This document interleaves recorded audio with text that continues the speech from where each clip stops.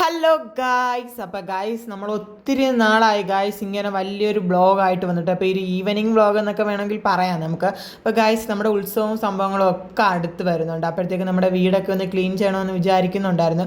നമുക്ക് ശനിയാഴ്ചയൊക്കെ ഫ്രീ ആയിട്ട് കിട്ടുന്ന ദിവസമാണല്ലോ. അപ്പോൾ അന്ന് തന്നെ ഞാൻ വിചാരിച്ചെങ്കിൽ വൃത്തിയാക്കുന്നത്. അങ്ങനെ അതെല്ലാം എടുത്ത് നമ്മുടെ ഫ്രെയിം എല്ലാം എടുത്തൊന്ന് തുടച്ച് വൃത്തിയാക്കി കേട്ടോ. പിന്നെ ചായയൊക്കെ കുറച്ച് ഇച്ചിരി നേരം ആസ്വദിച്ച് കുടിച്ചു. അതിനുശേഷം ഇത് ഗാർഡനാണ് ഗായ്സ്. അപ്പോൾ ഞാൻ നിങ്ങളോട് പറഞ്ഞിട്ടുണ്ടായിരുന്നു അതായത് നമ്മുടെ ഗാർഡനൊക്കെ സെറ്റ് ചെയ്തിരിക്കുന്നതെന്ന് കാണിച്ചു തരാമെന്ന്. അപ്പോൾ ഇങ്ങനെയൊക്കെയാണ് ഗായ്സ് സെറ്റ് ചെയ്തിരിക്കുന്നത്. ഇപ്പോൾ ഒത്തിരി പൂവൊക്കെ വന്ന് പോയിട്ടുണ്ടായിരുന്നു നമ്മുടെ ഓർക്കിഡിനകത്തൊക്കെ. അപ്പോൾ എല്ലാത്തിലും ഞാൻ എന്നും നിറയെ വെള്ളം ഒഴിച്ചു കൊടുക്കും കേട്ടോ. ഒരു ദിവസം പോലും മുടങ്ങാതെ വെള്ളം ഒഴിച്ചു കൊടുത്തിട്ടുണ്ടെങ്കിൽ നന്നായിട്ട് പൂവും കായും ഒക്കെ വന്ന് നന്ന അടിപൊളിയായിട്ട് ചെടിയൊക്കെ കിളിക്കും കേട്ടോ.